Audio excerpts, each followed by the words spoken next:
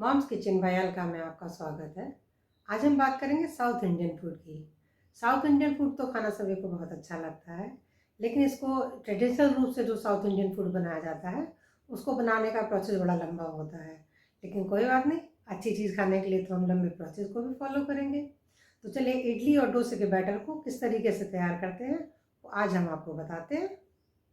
इडली और डोसे के बैटर को तैयार करने के लिए सबसे पहले आप अपनी ज़रूरत के अनुसार कटोरी का चयन कर लें।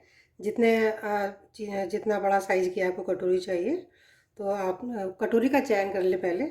उसके बाद सबसे पहले हमको एक कटोरी उड़द की धुली हुई दाल चाहिएगी, और फिर यही वाली एक कटोरी से हमको डोसे के लिए हमको 3 कटोरी चावल लेने होंगे, और इडली के लिए हमको 2 कटोरी चावल लेने होंगे।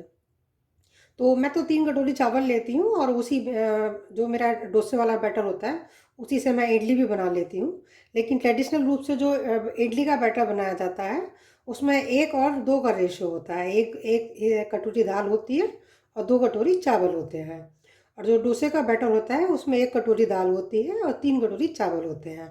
तो चलिए हम डोसे का बैटर तैयार करते हैं, उसी से हम इडली भी बना लेंगे। तो हमने 1 कटोरी उड़द की धुली हुई दाल ले ली है। अब हम इसमें 3 कटोरी चावल लेंगे। देखिए 1 कटोरी हमारी दाल थी और हमने 1 कटोरी चावल ले लिए हैं।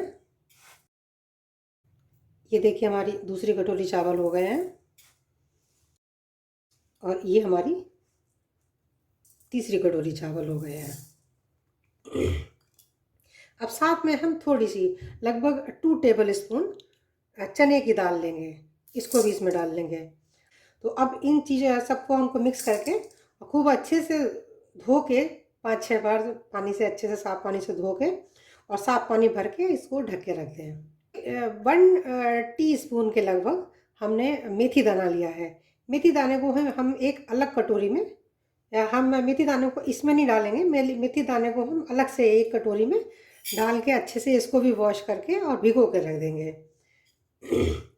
उसके बाद हम अपने ये दाल और चावल को कम से कम 8 घंटे के लिए इनको भीगने देंगे। 8 घंटे बाद हम इनको मिक्सी में बारीक पीस के और रख देंगे। तो अभी हमने आज सवेरे ये भिगो के रखे हैं। रात को सोने से पहले हम इनको मिक्सी में पीस के रख देंगे, और कल सुबह तक हमारा ये फर्मेंट होकर तैयार हो जाएगा। उसके बाद हम इससे अपना डोसा या इडली जो चाहें बना सकते हैं। तो चलिए अब हम इनको अच्छे से वॉश करके और साफ़ पानी में भिगो के रख देते हैं। हमारे दाल चावल को धोकर भिगो कर रखे हुए लगभग 8 घंटे हो गए हैं। तो अब हमारे दाल और चावल देखिए खूब अच्छे से फूल कर तैयार हो गए हैं। दाल खूब अच्छे से कट रही है, और हमने मेथी को भी एक अलग कटोरे में भिगो दिया था। तो मेथी भी हमारी काफ़ी फूल गई है। देखिए ये भी एकदम सॉफ्ट हो गई है और काफ़ी मोटी हो गई है। देखिए, तो मेथी को मैं अलग इसलिए भिगोती हूँ क्योंकि मेथी के जिस पानी में हमने भिगोई हुई है, इस पानी को मैं फेंकूंगी नहीं बिल्कुल भी। इसको मैं पूरा बैटर बनाने में यूज़ करूँगी। और जो हमने दाल चावल भिगोए हैं इसमें जो पानी है, इसका पानी भी हम अलग पहले निकाल लेंगे। इस ये देखिए हमने पानी इसका निकाल दिया है अलग। अब हम दाल और चावल को पीसेंगे, तो पीसने के लिए हम यही पानी इस्तेमाल करेंगे। जो पानी हमने निकाला है इसी पानी को हम इस्तेमाल करेंगे। इस पानी को इस्तेमाल करने से फर्मेंटेशन बहुत जल्दी होता है।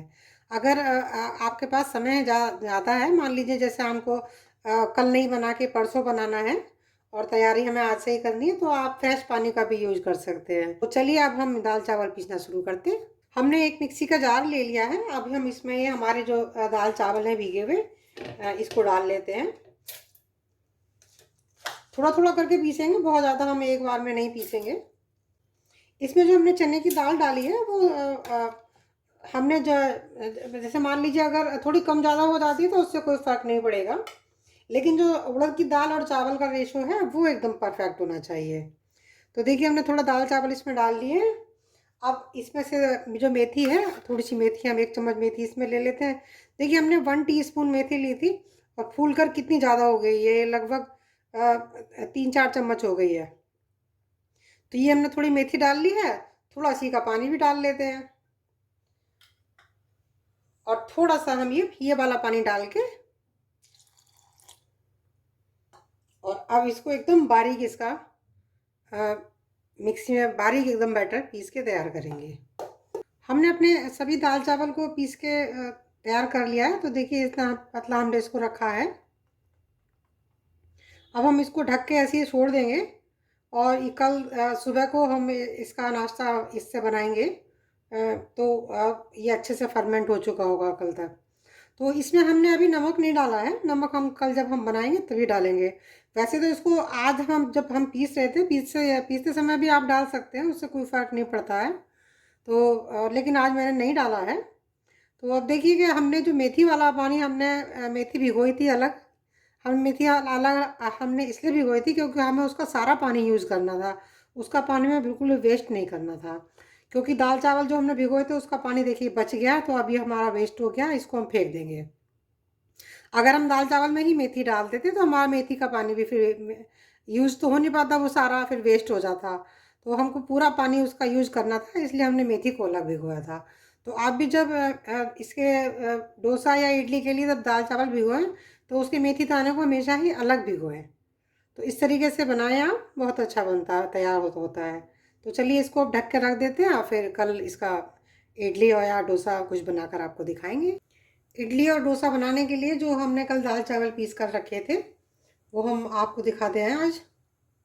कल हमने ये कल दिन में दाल और चावल भिगो के रखे थे और रात को सोते समय हमने इनको पीस कर रख दिया था।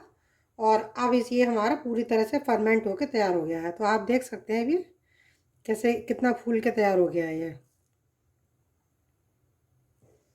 अब हमारा ये बैटर इडली और डोसा दोनों चीज़ बनाने के लिए तैयार है। तो इसमें नमक हमने कल नहीं डाला था, हम इसमें सबसे पहले नमक डाल लेंगे और उसके बाद इससे इडली या डोसा जो आपका मन हो वो बना सकते हैं। वैसे तो इडली का जो बैटर बनाया जाता है उसमें 2 और 1 का रेशो होता है। 1 कटोरी दाल होती है, 2 कटोरी चावल होते हैं। और डोसे के बैटर के लिए 1 कटोरी दाल होती है और 3 कटोरी चावल होते हैं। लेकिन मैं दोनों ही चीज़ें एक ही बैटर से बना लेती हूँ। तो चलिए मैं आज इससे आपको इडली बनाकर दिखाऊंगी। इडली बनाने के लिए सबसे पहले हमने अपने बैटर में नमक मिलाकर तैयार कर लिया है इसको और अच्छे से मिक्स कर लिया है नमक। और हमने अपने इडली स्टैंड को पानी डाल के उसमें और गैस पे गर्म होने के लिए रख दिया है। साथ में हमने जो हमारा इडली का स्टैंड है उसमें उसको हमने अच्छे से ग्रीस कर लिया है, नीचे तेल लगा लिया है। अब हम इसमें अपना ये बैटर डाल देंगे। हमने अपने बैटर के अंदर कुछ भी नहीं डाला है, सोडा इनो वगैरह कुछ नहीं डाला है। ये जो इसमें जो फर्मेंटेशन अपने आप ही हुआ है तो उसी से हम इडली बनाएंगे। हमारे एकदम जो इडली बनेगी ओरिजिनल टेस्ट रहेगा एकदम।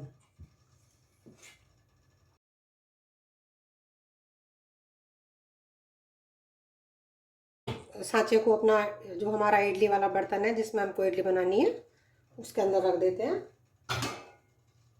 इसी तरह हमारा एक और है ये सांचा, इसको भी भर के उसी में रख देते हैं।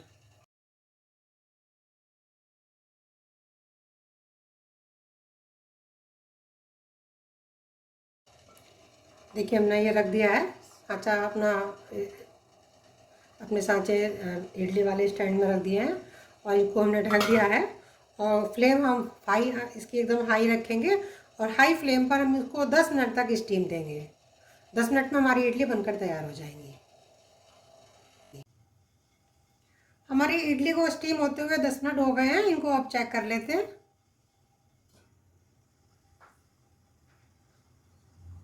देखिए हमारी इडली एकदम अच्छे से तैयार हो गई है, एकदम बन के तैयार हो गई हैं। तो गैस बंद कर देते हैं और इनको अब निकाल लेते हैं।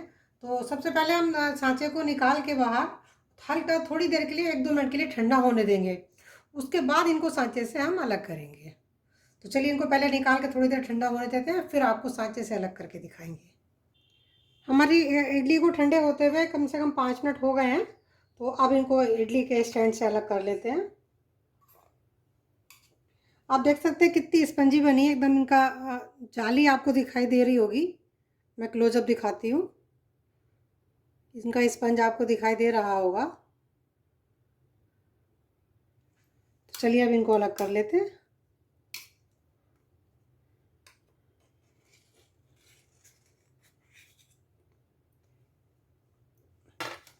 देखिए एक इडली हमने अलग कर ली है, आप देख सकते हैं कितनी अच्छी एकदम परफेक्ट इडली बनी एकदम। इसको हम आपको तोड़ के दिखाएंगे। देखिए इसी तरह से अपनी सारी इडली यहाँ से अलग कर लेते हैं अब।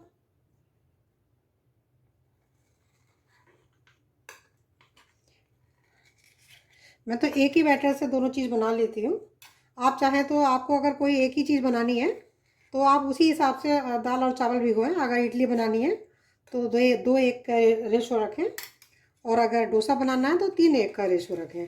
मैं तो जब बनाती हूँ अक्सर तो मेरे यहाँ बच्चे इडली भी मांगते हैं और डोसा भी मांगते हैं, तो इसीलिए मैं एक ही बैटर से दोनों चीज़ें बना लेती हूँ। देखिए नीचे सांचे में भी ये एकदम बिल्कुल नहीं चिपकी है, ये बहुत ही परफेक्ट हमारी इडली बनी है एकदम।